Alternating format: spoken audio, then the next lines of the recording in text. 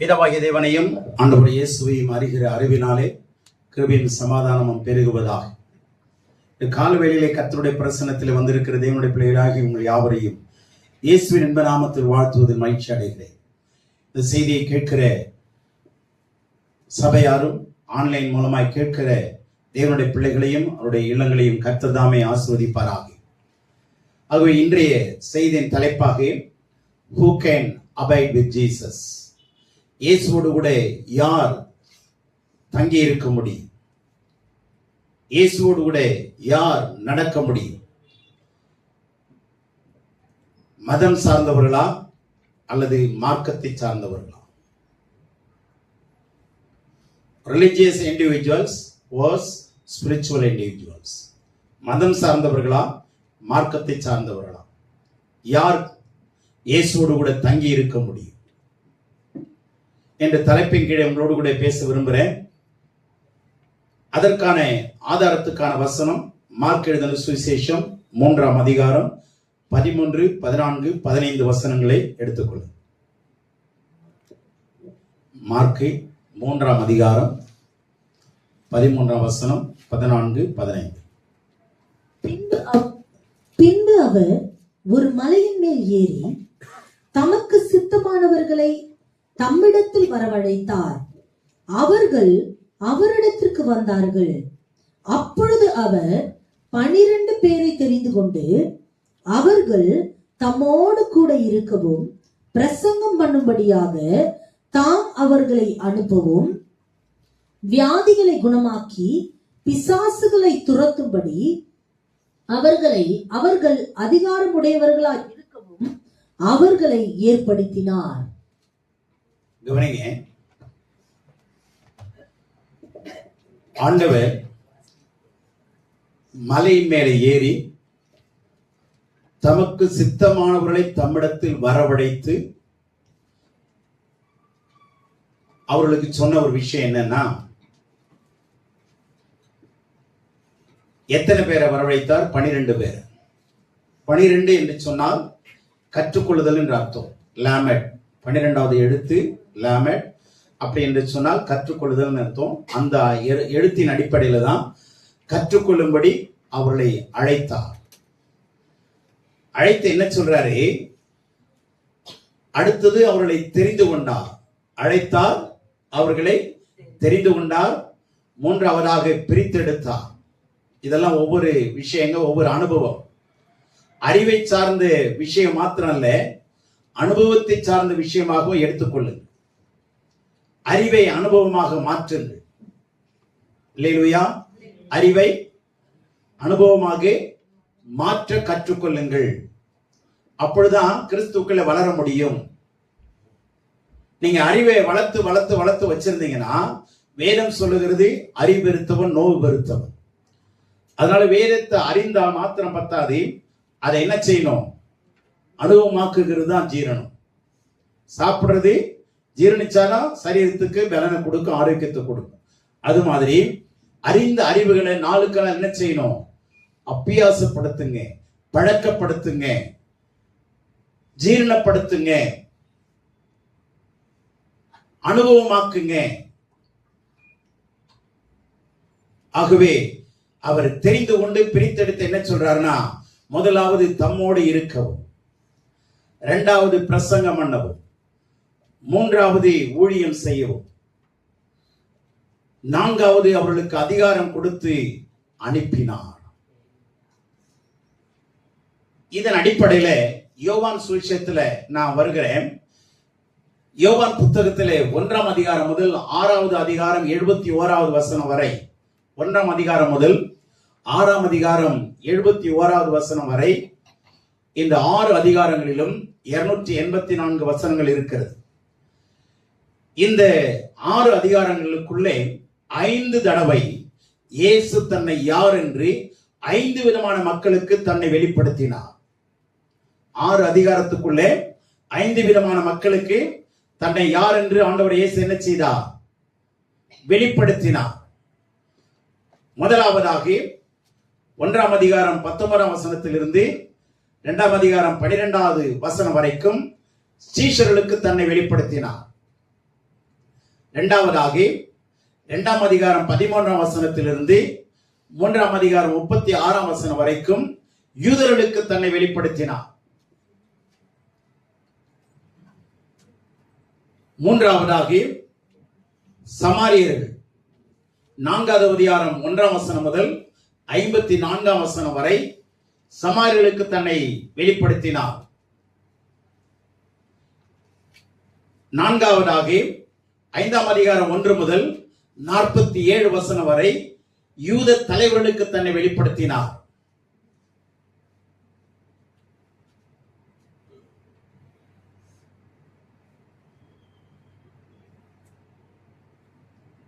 ஐந்தாவதாக 6ஆம் அதிகாரம் 1வது வசனம் முதல் 71ஆம் வசனம் வரை திரளான ஜனங்களுக்கு தன்னை வெளிப்படுத்தினார். மறுபடியும் சொல்றேன், சீஷர்களுக்கு 1வது அதிகாரம் 19 முதல் 2ஆம் அதிகாரம் 12 வரை, யூதர்களுக்கு 2ஆம் அதிகாரம் 13 முதல் 3ஆம் அதிகாரம் 36 வரை, சமாரியர்களுக்கு 4ஆம் அதிகாரம் 1 முதல் 54 வசனம் வரை, நான்காவதாக யூத தலைவர்களுக்கு ஜூவிஷ் லீடர்ஸ் 5ஆம் அதிகாரம் 1 முதல் 47 வரை, ஐந்தாவதாக திரளான ஜனங்கள் 6ஆம் அதிகாரம் 1 முதல் 71 வசனம் வரை. இந்த 6 அதிகாரத்திலும் 5 முறை தன்னை யார் என்று தெளிவாக பேசி நிரூபணம் செய்தார். நான் யார் என்று வெளிப்படுத்தினார். அல்லேலூயா. இப்போ இந்த 5 விதமான ஜனங்கள் ஆண்டவர் யார் என்று தன்னை வெளிப்படுத்தும்படி ஆண்டவர் விரும்புகிறார். ஆனா எல்லாருமே இவர் ஏற்றுக்கொண்டார்களா அப்படின்னா இல்லைங்க.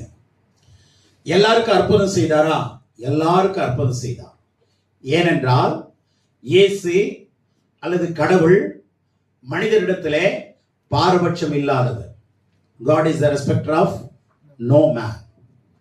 எந்த ஒரு மனிதனுக்கும், அது ஜாதி பார்க்கிறது இல்லை, இனம் பார்க்காத தெய்வம், கலர் பார்க்காதவர், அவர் பாரபட்ச மனிதரிடத்திலே காண்பிக்கிறவர் அல்லவே. அல்லேலூயா.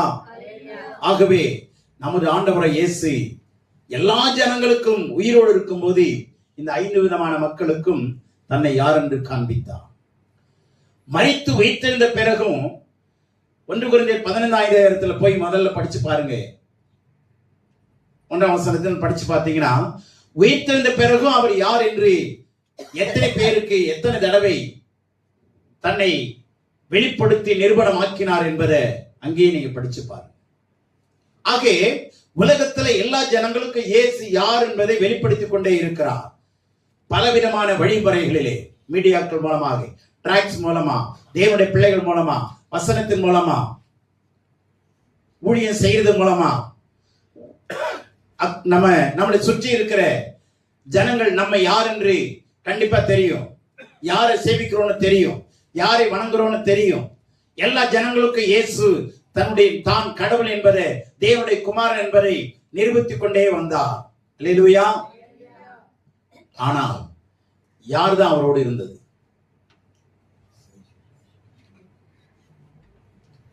நீங்க சிலுவையில இயேசுவை ரோம அரசாங்கம் அடித்து அவருடைய சரீரத்தை பிக்கும் பொழுது கொடுமையான தண்டனை ஆண்டவர் சகித்துக் கொண்டிருக்கும் போது நீங்க சிந்திச்சு பாருங்க, இயேசு எத்தனை மக்களுக்கு சுகம் கொடுத்தார்? கண் இல்லாதவர்களுக்கு, காது கேட்காதவர்களுக்கு, பேச முடியாத ஊமையர்களுக்கு, நடக்க முடியாத சப்பானியர்களுக்கு, குஷ்ரோகிகளுக்கு, மரித்தவர்களை உயிரோடு எழுப்பி அற்புதங்களை செய்து கொண்டே வந்தார். அத்தனை 1000 ஜனங்களும் அத்தனை ஊராரும் நேரா வந்தா புரட்சி நடந்திருக்குமா இல்லையா? புரட்சி நடந்திருக்குமா இல்லையா? கவனிங்க, எல்லாரும் ஏற்றுக்கொள்ளலைங்க. சபைக்கு வர எல்லாருமே ஆண்டவரை ஏற்றுக்கொள்ள விரும்புகிறார் தான். ஆனா எத்தனை பேர் ஆண்டவரை ஏற்றுக்கொண்டு அவரோடு கூட இருக்க விரும்புகிறீர்கள்? இத்தனை பேரு, இத்தனை விதமான ஜனங்கள் சீஷர்களை சந்தித்தார், அழைத்து தன்னை வெளிப்படுத்தினார், யூதர்களுக்கு தன்னை வெளிப்படுத்தினார். சமாரியர்கள்னா ஆண்டவரை அறியாத அந்நிய ஜனங்கள்.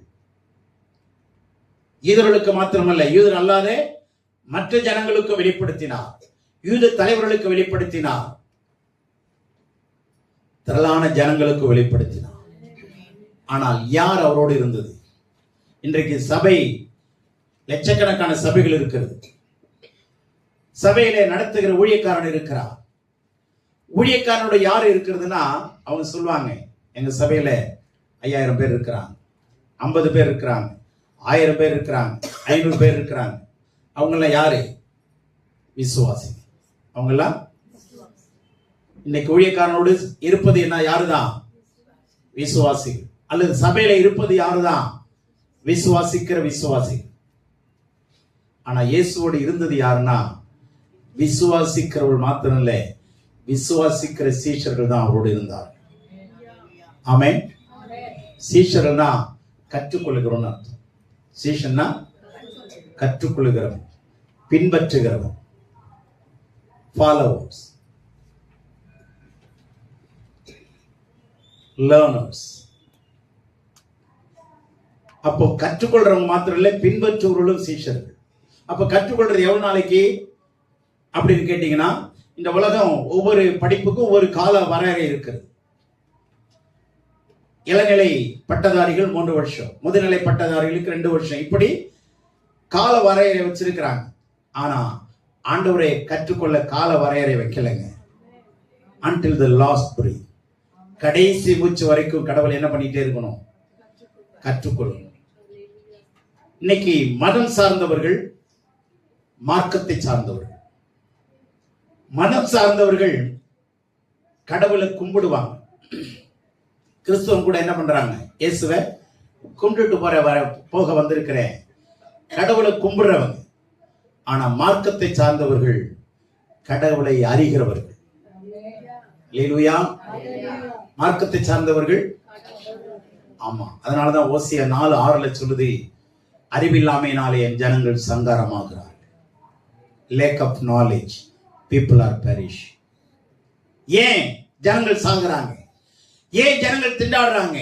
காரணம் என்ன? அவர்களுக்கு என்ன இல்லை? அவரை அறிகிற அறிவில்லை.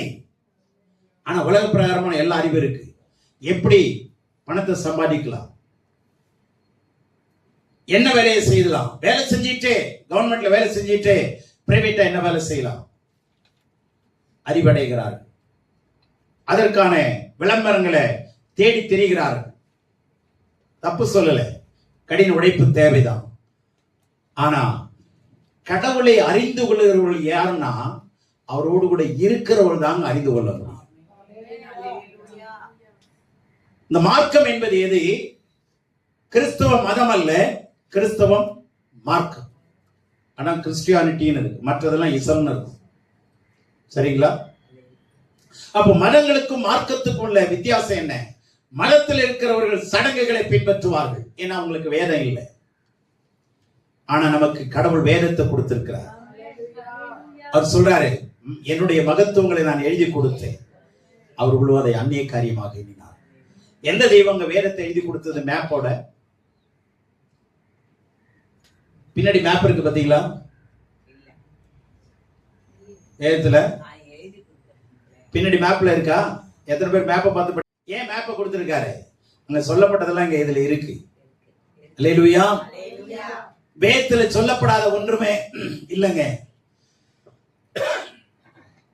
எல்லா விவரங்களையும் தேவன் கொடுத்திருக்கிறார். மனுஷன் எப்படி உருவாக்கப்பட்டான், எப்படி சிருஷ்டிக்கப்பட்டான், அவன் எதற்காக சிருஷ்டிக்கப்பட்டான், அவனை குறித்த நோக்கம் என்ன, வேதத்துல தெளிவா இருக்குங்க. இந்த மாதிரி ஒரு தெளிவுள்ள வேதாகமத்த புத்தகத்தை உலகத்துல வேற எங்க பார்க்க முடியாது. ஆண்டவர் சொல்றாரு, நான் சொன்ன வார்த்தைகள் என்னை குறித்து சாட்சி கொடுக்கும் என்று. நான் சொன்னவைகளே, என் வசனமே என்னை குறித்து சாட்சி கொடுக்கும். அதுக்கு தாங்க வசனத்தை எழுதி கொடுத்திருக்கிறாரு. எழுதி கொடுத்த வசனத்தை படிச்சு அறிந்து அவரோடு கூட வாழணும். அப்போ மதத்தில் இருக்கிறவங்க சடங்குகளை என்ன செய்வாங்க? செய்து மகிழ்வாங்க. சடங்குகள் மனிதனால் ஏற்படுத்தப்பட்டது. சம்பிரதாயங்கள் மனிதனாய் உருவாக்கப்பட்டது. பாரம்பரியங்கள் பரம்பரையா, தலைமுறை தலைமுறையா, அதுதான் சரிங்களா? அதுதான் பாரம்பரியம். அதை நான் பின்பற்றி வரேங்க. சொல்லுவாங்க யாரு? கிறிஸ்தவத்தில் இருக்கிறவங்க கூட. நான் மற்ற மதத்தை பத்தி பேசல. கிறிஸ்தவத்திலேயே பாரம்பரியம் இருக்கு. இருக்கா இல்லையா? சபைக்குள்ள பாரம்பரியம் இருக்கா இல்லையா? கிறிஸ்தவ பாரம்பரியம் இருக்கா இல்லையா? பொதுவான பாரம்பரியங்கள் வேற, மதம் சார்ந்த பாரம்பரியங்கள் வேற. ஆனா வேதத்தில் எங்கேயாவது பாரம்பரியம் இருக்கா? சடங்கு இருக்கா? சத்தியம் ஒண்ணுதாங்க இருக்கு. அதனால ஆண்டவர் சொல்றாரு, சடங்குகள் அல்ல சத்தியத்தையும் அறிவீர்கள், சத்தியம் உங்களை விடுதலையா. சடங்குகள் உங்களை கட்டி வைக்கும், சத்தியம் உங்களை கட்டுகளை அவிழ்த்து விடும். அதனாலதான் இயேசு 14 யோவான் எழுதின சுவிசேஷம் 14:6 சொல்றாரு, நானே வழியும் சத்தியமும் ஜீவனுமாயிருக்கு. அந்த வழிதாங்க இயேசு, அந்த மார்க்கம் தான் இயேசு. எத்தனை பேர் புரிந்து கொண்டீர்கள்? உலகத்துல வேறு வழி இல்லைங்க. எரேமியா சொல்றாரு, வழிகளில் நின்று பூர்வ பாதை, அதாவது பூர்வத்துக்கு, மோட்சத்துக்கு, கடவுள் இருக்கிற இடத்துக்கு போற வழி எது என்று கண்டுபிடிங்க. நல்ல வழி எதுவோ அதிலே நடவுங்கள். கண்டுபிடிங்க. பையனுக்கு பொண்ணு பார்க்கணும்னா கண்டுபிடிக்கிறோம், தேடுறோம், அலையிறோம். அது கட்டங்களை பார்க்கறாங்க. என்ன கட்டம்? ராகு எங்க இருக்குது? சனி எங்க இருக்குது? சட்டத்துக்குள்ள நிக்காதீங்க, சட்டத்துக்குள்ள வாங்க. கடவுளுடைய சட்டம் தான் உங்களை காப்பாற்றும். கட்டளையே விளக்கு, வேதமே வெளிச்சம். கட்டம் போட்டு நிக்கிறவங்க மதத்தில் இருப்பாங்க, சட்டத்துக்குள்ள வரவங்க தான் மார்க்கத்தில் இருப்பாங்க. தன்னை மாற்றிக்கொள்ளுகிறவர்கள் மார்க்கத்துக்கு வருவாங்க. நான் செத்தா பரலோகத்துல கத்தரி எப்படியாவது எடுத்துக்குவாருங்க. எப்படியாவது என்ன மார்வாடி மீட்டு கொடுத்துருவாராங்க? சொல்லுங்க. எப்படியாவது நான் போயிடுவேன்னா அது எப்படி போக முடியும்? உலகத்துல நம்ம அறிந்தோ அறியாமலும் சிவில் சட்டத்தின்படி வாழ்ந்து கொண்டிருக்கிறோம். ஆமே, சிவில் சட்டங்கள்படி வாழ்ந்து கொண்டிருக்கிறோம். சட்டம் இருக்குங்க. அது மாதிரி வேதத்துல சட்டங்கள் இருக்கிறது. வெறும் வசனத்தை மாத்திரம் போயிட்டே இருந்தீங்கன்னா என்ன ஆகாது? ஆத்துமா ஈடேறாகாது, ஆத்துமா மனவாட்டியாய் மாற்ற முடியாது. அல்லேலூயா. நம்முடைய ஆண்டவர் வசனம் வாசித்த பத்தாதுங்க. இதுதான் ஆண்டவர் சொல்றார். கட்டளையை கை கொண்டீங்கன்னா நீங்க கனி கொடுக்கலாம். வெறும் வசனத்தை வச்சுட்டு அது பைபிளை நீங்க 24 மணி தூக்கிட்டு சுத்துங்க, தப்பே இல்லை. ஆனா உங்க வாழ்க்கை மாறல, வாய் மாறல, கண் பார்வை மாறல, பேச்சு மாறல, மூச்சு மாறல, நடக்க மாறல, கொடுக்கல் வாங்கல உண்மை இல்லை, சாட்சி இல்லை. சாட்சி மாத்திரம் நான் சொல்லுவேன். வாயில வடை சுடலாம், ஆனா விற்க முடியாத. ஏன் வாங்குவான்? சொல்லுங்க. விற்க முடியாதுங்க. சாட்சி சொல்லலாம், வசனம் சொல்லுது. சாட்சி சொல்றது தப்பு இல்லைங்க, சாட்சியை வாழணும். அதுதான் இயேசு வாழ்ந்து காண்பித்தார். ஆகவே இயேசு ஏன் பிரித்தெடுத்தார் தெரியுமா? ஏன் உங்களை என்னை இந்த உலகத்திலிருந்து பிரித்தெடுத்து இங்க வந்து உட்கார்ந்து இருக்கிறீங்க? எத்தனை பேருக்கு சந்தோஷமா இருக்கு? எத்தனை பேர் சந்தோஷமா இருக்கு? நான் யாரு? ஆண்டவருடைய பிள்ளைன்னு சொல்லிக்கிறது. அல்லேலூயா சொல்ல மாட்டீங்களா? நீங்களும் நானும் யாருங்க? இயேசு ரத்தத்தினால் மீட்கப்பட்டவன். திரு ரத்தத்தினாலே, விடையேற பெற்ற ரத்தத்தினாலே, பாவமில்லாத ரத்தத்தினால நம்ம மீட்கப்பட்டிருக்கிறோம். எவ்வளவு சந்தோஷம் இல்லையா? ஆனா அது மாத்திரம் பத்தாது. சத்தியத்தில் வளரணும், கிருபையில வளரணும், பரிசுத்தத்துல வளரணும். அப்படின்னா முதல்ல ஆண்டவர் சொல்றாரு, சீஷரை பார்த்து நீ என் கூட இருக்கணும். என்ன செய்யணும்? தம்மோடு இருக்கும்படியாக. அப்ப உலகத்துல நீங்க யாரா இருந்தாலும், யூத தலைவர்களா வந்திருக்கலாம், சமாரியாரா நீங்க வந்திருக்கலாம், ஆண்டவரை அறியாம வந்திருக்கலாம், அல்லது யூதனாவே வந்திருக்கலாம், யாராவது இருக்கு. ஆனா சீஷனா மாறலன்னா we are not fit to be a man of God. ஆமென். அல்லேலூயா. நம்ம கடவுளுடைய பிள்ளை என்று சொல்வதற்கு அங்கீகாரமே இல்லைங்க. விசுவாசிகள் தப்பு இல்லை, விசுவாசிக்கணும். ஆனா அவங்க சீஷனா மாறணும். இதான் வேதம் சொல்லுது. நீங்க மத்தேயு 28 நீங்க 19, 20 எல்லாம் வாட்சி பாருங்களேன். நீங்கள் போய் எல்லாருக்கும் சுவிசேஷத்தை சொல்லி சீஷர் ஆக்குங்கள். என்ன ஆக்குங்க? Make them disciple. விசுவாசி ஆக்குன்னு ஆண்டவர் சொல்லல. கிரேட் கமிஷன்ல இந்த பேராணைன்னு ஒண்ணு இருக்கு பாத்தீங்களா? அதுல என்ன இல்ல, விசுவாசியா மாத்துங்கன்னு சொல்லல, சீஷரா மாத்துங்க, கற்றுக் கொடுங்க, கற்றுக்கொள்ளுங்க. இந்த வார்த்தையை நீ எங்க படிக்கலாம்னா மத்தேயு 11:29 தெளிவா சொல்றாருங்க. நான் சாந்தமும் மனத்தாழ்மை உள்ளவனாய் இருக்கிறேன். என் நுகத்தை ஏற்றுக்கொண்டு என்னிடத்தில் வந்து என்ன பண்ணுங்க? என்னிடத்தில் வந்து கற்றுக்கொள்ளுங்கள். தமிழ் அப்படிதான் இருக்கு. ஆங்கிலத்தில் தாங்க மூல பாஷையோட இணைஞ்சு வருது. என்னிடத்தில் வந்து கற்றுக்கொள்ளுங்கள் இல்ல, என்னை கற்றுக்கொள்ளுங்கள். Learn of me. என்னையே கற்றுக்கொள்ளுங்கள். எத்தனை பேருங்க கடவுளை கற்றுக்கொள்றோம்? கடவுள்கிட்ட கும்பிட்டு போறாங்க, கடவுள்கிட்ட வேண்டிக்கிறோம், கடவுள்கிட்ட என்ன பண்ணிக்கிறோம்? நேர்த்தி கடன் செய்கிறோம், பொருத்தனை பண்றோம். மாப்பிள்ளைக்கும் பொண்ணுக்கும் பொருத்தனை முக்கியமா, பொருத்தம் முக்கியமா? ஒரு ரூபாய் நான் தரேன், 50 சவரம் 100 சவரம் தரேன், ஓகே. இதை பார்த்து தானே ஒத்துக்கிறாங்க நம்ம ஆளுங்க. எதை பார்த்து? பொருத்தனையை பார்த்து. பொண்ணு கூடி எவ்வளவு தருது, அது அழகா இருந்தாலும் எனக்கு பிரச்சனை இல்லை. எது வேணும்? பொருள் வேணும். பொருளை நம்பி வந்தீங்கன்னா கடவுளுடைய அருள் கிடைக்காது. பொருளை நம்பி வந்தா அருள் கிடைக்கவே கிடைக்காது. டவுரி எல்லாம் கொடுக்கவே கொடுக்காதீங்க. டவுரி எல்லாம் மாப்பிள்ளை விட்டுதாங்க கொடுக்கணும். பொண்ணை பெற்றவங்க பாக்கியவாங்க.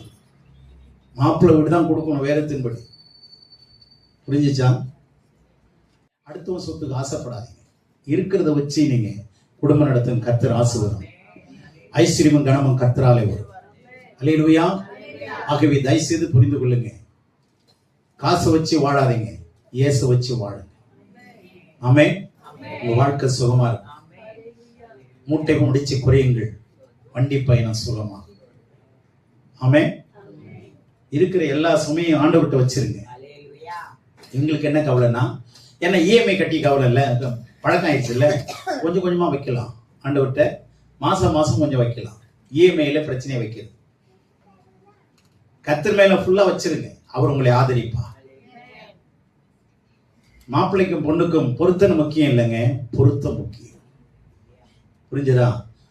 நம்ம இந்திய வழக்கத்தின்படி 10 பொருத்தம் பார்ப்பாங்க. அதுல 6 இருந்ததுன்னா ஓகே. அந்த 6லயும் ராஜ பொருத்தம்னு ஒண்ணு பார்ப்பாங்க. சரிங்களா? 10 பொருத்தமும் நான் நேரம் இல்லை. கல்யாணம் பண்ணவங்களுக்கு தெரியும் எத்தனை பொருத்தம் பார்த்துனீங்க. நாங்கெல்லாம் பொருத்தமே பார்க்கல, பொருத்தமா தான் இருக்கிறோம். கடவுள் நம்மளை பொருத்தி வைப்பார். அல்லேலூயா.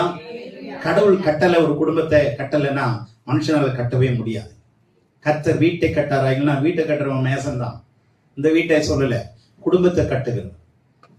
கர்த்தர் குடும்பத்தை கட்டலைன்னா ஒரு மனுஷனால கட்ட முடியாது. அல்லேலூயா. ஆகவே மார்க்கத்தில் மதத்தில் இருக்காதீங்க. மதம் உங்களுக்கு வெளியே ஓட்டும், மார்க்கம் உங்களுக்கு வழியை காட்டும். அல்லேலூயா. நீதியை காட்டும், நித்தியத்தை காட்டும், பரிசுத்தத்தை காட்டும். ஆகவே இவர்கள் முதலாவது தம்மோடு இருக்கணும். யாரை கத்துக்கணும்? அவரையே கத்துக்கணும். அல்லேலூயா. இரண்டாவது பிரசங்கம் பண்ணணும். ஆண்டவர் அறிந்தவர்கள் என்ன பண்ணணும்? பிரசங்கம் பண்ணணும்னா நம்ம மைக்கு பிடிச்சுதான் பண்ணணும்னு அவசியம் இல்லை. மைக்கு இருக்குதான் அதனால பண்றோம். எல்லாருமே ஆண்டவரை பற்றி சொல்லணும். சீஷர்களுக்கு ஆண்டவர் இட்ட கட்டளை என்ன? போய் என்ன பண்ணுங்க? அனுப்புங்க. சகல ஜாதிக்கும் வசனத்தை சொல்லுங்க, சுவிசேஷத்தை சொல்லுங்க, நற்செய்தியை சொல்லுங்க. அடுத்தது என்ன பண்றாரு? அற்புதம் செய்யணும், அதிசயம் செய்யணும். அதிகாரத்தை கொடுக்கிறார். அதிகாரத்தையும் ஆளுகையும் கொடுக்கிறார். Power and authority. அல்லேலூயா. சீஷர்களுக்கு என்ன பண்றாரு? அவரோடு இருக்கிறவங்களுக்கு அதிகாரத்தையும் ஆளுகையும் கொடுக்கிறார். சூழ்நிலை மேலே அதிகாரம், உங்க பிரச்சனை மேல அதிகாரம், பிசாசு மேல அதிகாரம், எல்லாவற்றையும் அதிகாரம் கொடுத்து ஆண்டவர் வெற்றி உள்ளவனாய் வாழும்படி தன்னோடு இருக்கும்படி கர்த்தர் விரும்புகிறார். இப்ப மற்ற 4 பேர் 4 விதமான மக்களும் ஆண்டவரை தெரியும், ஆனா ஆண்டவரை ஏற்றுக்கொள்ளல, அறிந்து கொள்ளல, புரிந்து கொண்டாங்க. இவரு நல்லவரே, இவர் அற்புதமானவரே, இவர் அற்புதம்லாம் செய்யறாருன்னு ஏற்றுக்கொண்டாங்க, ஆனா புரிந்து கொண்டாங்க. ஆனா அவருடைய கட்டளையின்படி நடந்தாங்களா? இல்லைங்க. அதனால நான் சொல்றேன், ஆண்டவரோடு தங்கி இருக்க பழகுங்கள். அல்லேலூயா. வேதத்தை கற்றுக்கொள்ள அப்படின்னா கடவுளை கற்றுக்கொள்ள முடியாது. வேதத்தை நேசிக்கலன்னா கடவுளை நேசிக்க முடியாது. வேதத்தை நேசிக்கிறவங்களும் தெய்வத்தை நேசிக்கிறவங்களும் ஒண்ணுங்க. சொல்லுங்க. வேதத்தை நேசிக்கிறவங்களும், ஆமா, நீங்களே உங்க வேதத்தை எடுத்து என்ன வேதம், என்னை பத்தி நீ என்ன சொல்ற அப்படின்னு கேட்டு பாருங்க. அது என்ன சொல்லும்? சொல்லுங்க பார்க்கலாம். உங்க வேதத்தை உங்க காதலி எடுத்து வச்சு கேட்டு பாருங்களேன், என்ன சொல்லும் தெரியுமா? போன வாரம் என்னை கொண்டாந்து வச்சாருங்க அல்மேரால, இப்பதாங்க தூசியை தட்டி எடுத்துட்டு வராரு, என்னை கண்டுக்கவே இல்லைங்க பாஸ்டர், இவங்களுக்கு என்னை கண்டுக்கவே இல்லை, சும்மா தூக்கிட்டு வந்து உட்காந்துருக்கிறாங்க, ஏமாத்துறாங்க, ஆனா புடவை, ஆனா என்னைய மாத்திரம் கண்டுக்கவே இல்லை, மரியாதையே கொடுக்கலங்க. சில பைபிள் வீட்டுல இருந்தே கத்துது, என்னை தூக்கிட்டு வராம விருந்தோடு வந்துட்டாங்க. பாருங்க எத்தனை பேர் கையில என்ன இல்லாம தூக்கிட்டு வர்றாங்க. இது என்ன சொல்லும் தெரியுமா? இது ஜீவனுள்ள புத்தகங்க, ஏமாத்தாது. நீங்க வேணா ஏமாத்தலாம், வேத வசனம் ஒரு நாள் ஏமாத்தா. வேதத்தை நேசிக்கிறவர்களுக்கு மிகுந்த சமாதானம். They have great peace that love thy law. They will not stumble at all. ஒரு காலம் தடுமாறவே மாட்டாங்க, நில தடுமாற மாட்டாங்க. ஏன்னா வேதம் பேசக்கூடியது. பேசுகிற வேதம் உலகத்துல ஒன்னே ஒண்ணுன்னா தேவனுடைய வார்த்தை ஒண்ணுதான். மனிதனுடைய பேசுகிற புத்தகம் எதுனா அது வேத புத்தகம் ஒண்ணுதான். ஏன்னா இது தேவன் கொடுத்தது. இதுல பேசுகிறது என்ன அர்த்தம்? இதுல கடவுளுடைய ஜீவன் இருக்கிறது, ஆவியாயும் ஜீவனாயும் இருக்கிற இந்த வார்த்தை. இதை எந்த அளவுக்கு நேசிக்கிறீங்களோ அந்த அளவுக்கு கடவுள் உங்களை நேசிப்பார். எந்த அளவு வேதத்தை நீங்க தூரம் வைக்கிறீங்களோ அந்த அளவுக்கு தேவனை விட்டு நீங்க தூரமா இருப்பீங்க. கடவுளோடு இருக்கிறேன்னு சொன்னா ஏமாத்திட்டு இருக்கிறோம் அர்த்தம். நம்மளை மாத்திக்கல, ஏன் மாத்திக்கிட்டு இருக்கிறோம்? என்ன பண்ணிட்டு இருக்கிறோம்? மாத்துறதுக்கு பதிலா ஏமாத்துறோம். வியாபாரம் பண்ண சபைக்கு வராதீங்க, உங்களையே வியாபாரம் பண்ணுங்க. ஆமென். வேண்டாதெல்லாம் வெளியே தள்ளுங்க. அதுக்குதான் வேதம் கொடுக்கப்பட்டிருக்கு. ஆண்டவரோடு கூட நடக்க பழகுங்க. நான் முடிக்க விரும்புறேன். ஆண்டவரோடு கூட நடக்க பழகுங்க, ஆண்டவரோடு பேச பழகுங்க, ஆண்டவரோடு கூட உறவை ஏற்படுத்திங்க. உறவுக்கு ஒரு வார்த்தை சொல்லட்டுமா? இந்த 5 ஆகமம் இருக்க, ஆதியாகமம், யாத்திராகமம், உபாகமம், லேவியராகமம், உபாகமம் இருக்குல்ல, இந்த 5 ஆகமம் பேர் என்ன தெரியுமா? எபிரேயத்துல தோரான அர்த்தம். எபிரேயத்துல தோரான என்ன அர்த்தம் தெரியுமா? உறவுன்னு அர்த்தம். அதனாலதான் இந்த நியாயப்பிரமாண புத்தகம் வாயை விட்டு பிரியாது இருப்பதான்னு சொல்றாரு. அப்படின்னா என்ன? இந்த பிரமாண புத்தகம் எதை உருவாக்குதுன்னா உறவை உண்டாக்குது. யாருக்கு யாருக்கு? தேவனுக்கும் மனிதனுக்கும் உறவை உண்டாக்குறது இந்த புத்தகம் ஒண்ணுதான். இந்த 5 ஆகமம் தான் முழு வேதாகமத்துக்கும் என்னது? தலை. இந்த 5 ஆகமம் தான் முழு வேதாகமத்துக்கு 66 புத்தகத்துக்கு என்ன? தலை. இந்த 5 ஆகமத்தினுடைய முதல் எழுத்தையும் கடைசி எழுத்தையும் நீங்க சேர்த்து படிச்சீங்கன்னா இதயம் இருக்கும். 5 ஆகமத்தினுடைய முதல் வார்த்தை முதல் எழுத்து, ஆதியாகமத்தினுடைய முதல் வார்த்தை முதல் எழுத்து, உபாகமம் கடைசி வார்த்தை கடைசி எழுத்து. ரெண்டையும் சேர்த்தீங்கன்னா அர்த்தம் என்ன தெரியுமா? லெப்ங்கிற வார்த்தை பயன்படுத்தப்பட்டது. இதயம். இதயம். அல்லேலூயா. இதயம் என்னங்க? உயிர் கொடுக்கறதானே. நீங்க இந்த 5 ஆகமத்தை நல்லா தரவாக்குங்க, உங்க இதயம் நல்லா துடிக்கும். ஆவிக்குரிய இதயம். கடவுளோடு கூட நீங்க பாருங்க. இந்த 12 சீசன்ல 3 பேர் தாங்க கிட்ட வந்தாங்க. அந்த 3 பேர்ல யார் தான் கிட்ட வந்தது? யோவான் ஒருத்தர் தான். மார்புல சாஞ்சிருந்தான், ஹார்ட் பீட்டை பிடிச்சிட்டான். அல்லேலூயா. மார்புல சாஞ்சிருந்தா என்ன சத்தம் கேட்கும்? வயிற்றுல இருக்கிற கரமுறைன்னு சத்தம் கேட்குமா? இதய துடிப்பு கேட்கும். கடவுளுடைய இதய துடிப்பு அறிகிறது தாங்க சீஷன். இதய துடிப்பு அறிகிறவன், கடவுளுடைய சித்தத்தை அறிகிறவன், கடவுளுடைய நோக்கத்தை அறிகிறவன், கடவுளோடு தங்கி இருப்பவன், கடவுளோடு வாழ்பவன் தாங்க சீஷன். விசுவாசிகளா கைவிடப்பட்டுருவாங்க. தயவுசெய்து நான் சொல்றேன், சீஷத்துக்குள்ள வந்துருங்க. அதுக்கு நாங்க சொல்லி கொடுத்துட்டே இருக்கிறேன். டெய்லி 5 மணி நேரம் 6 மணி நேரம் உலகத்தில் இருக்கிற பல பேருக்கு நான் சொல்லி கொடுத்துட்டே இருக்கிறேன். நேரம் இல்லைங்க. இதை படிக்க படிக்க எனக்கு வசனங்கள் படிக்க படிக்க சட்டங்கள் தெரிய தெரிய கடவுள் பயம் அதிகமாகுது. எனக்கு இன்னும் பரிசுத்தமடையும்படி ஆண்டவர் விரும்புகிறார் என்பதை புரிந்து கொள்ள முடியுது. உலகத்தில் எந்த தெய்வமும் பரிசுத்தத்தை விரும்பலைங்க, பக்தியை விரும்புது, அவ்வளவுதான். நம்முடைய தெய்வம் ஒருத்தர் தாங்க பரிசுத்தத்தை விரும்புகிறார். ஏன்னா அவர் சொல்றார், நான் பரிசுத்தர் ஆகினால் நீங்களும் பரிசுத்தமாய். Be holy because I am holy. நான் பரிசுத்தராயிருக்கிறேன். இந்த வார்த்தையை எந்த வேதத்தில் கண்டுபிடிக்க முடியும்? கிடையாது. அல்லேலூயா. அதனால வசனத்தை மாத்திரம் படிக்காதீங்க, கட்டளையும் கைக்குள்ள, கட்டளைக்குள்ள வாங்க. வசனம் நம்மளை நியாயம் தீர்த்துரும். வசனம் நம்மளை கண்டிப்பா நியாயம் தீர்க்கும். You cannot escape. தப்பிக்கவே முடியாது. சும்மா நான் கை தூக்கி நானும் ஒரு விசுவாசி தான் இல்ல, நீங்களும் சீஷலா மாறுங்க. சீஷத்துவத்துக்கு அப்புறம் தான் சபையில அங்கத்துவம், அங்கத்துவத்துக்கு அப்புறம் தான் உக்ரானத்துவம், உக்ரானத்துக்கு அப்புறம் தான் தலைமைத்துவம், தலைமைத்துக்கு பிறகுதான் பூரணத்துவம். அல்லேலூயா. இப்படிதாங்க ஸ்டெப் பை ஸ்டெப்பா வேதம் சொல்லி கொடுத்துட்டே வருது. இதை கத்து கொடுத்துட்டே வரும். நம்ம சபையில ஒரு சிலர் சீஷர் ஆகுறீங்க, ரொம்ப சந்தோஷம். ஒரு சிலர் உறவுல உண்மையா இருக்கும். உண்மையுள்ள மனுஷன் பரிபூர்ண ஆசீர்வாதங்களை பெறுவான். உண்மையுள்ள மனுஷன் பரிபூர்ணமான ஆசீர்வாதங்கள். தேவனுக்கு உண்மையா இருங்க, பெற்றோர்களுக்கு உண்மையா இருங்க, மனைவிக்கு புருஷன் உண்மையா இருங்க, புருஷனுக்கு மனைவி உண்மையா இருங்க, வேலை ஸ்தலத்துல எஜமானனுக்கு உண்மையா இருங்க. அங்க கைது போட்டு விட்டு கூடியாந்துடாதீங்க. அதனாலதான் கம்பெனி எல்லாம் மூணது காரணம் என்ன தெரியுமா? காலையில போயிட்டு 10 மணிக்கெல்லாம் வேலையை முடிச்சுட்டு வீட்டு கூட வந்துடுது, தெரியாம வீட்டுக்கு வந்துடுது. ரயில்வேல பாருங்க, கார் அடிச்சுட்டு 8 மணிக்கெல்லாம் வீட்டுக்கு வந்துருவாங்க. சீட் ஆடிக்கிட்டு இருப்பாங்க. கேரேஜில் பார்த்தீங்கன்னா அங்க பிளாட்ஃபார்ம்ல உட்காந்து பார்த்தீங்கன்னா அங்க தெரியும். காலையில 7 மணிக்கெல்லாம் சீட் ஆடுவாங்க. காரணம் என்ன? கார்டு அடிச்சிருவாங்க. கார்டு அடிச்சுட்டு ஃப்ரெண்டு வச்சு வேலை செய்ய வச்சுட்டு அவனுக்கு இன்சென்டிவ் கொடுத்துட்டு வந்துடுறது. பார்த்தா எல்லா பேரையும் வீட்டுக்கு துரத்திட்டான். இப்போ உட்காந்துட்டு இருக்கு. எத்தனை கம்பெனியை மூடினாங்க? டன்லப் மூடிட்டாங்க, பிஎன்சி மூடினாங்க, மெட்டல் பாக்ஸ் மூடினாங்க, ஸ்டாண்டர்ட் மூடினாங்க. ஏன்? தெய்வ கடவுளே, அதாவது வேலையே தெய்வம்னு சொன்னான். அதனாலதான் மூடினான். வேலையே தெய்வம். கவனிங்க, ஸ்லோகனை தப்பா கொண்டு வராங்க. வேலையை கொடுக்கிறவர் தான் தெய்வம். ஆமென்.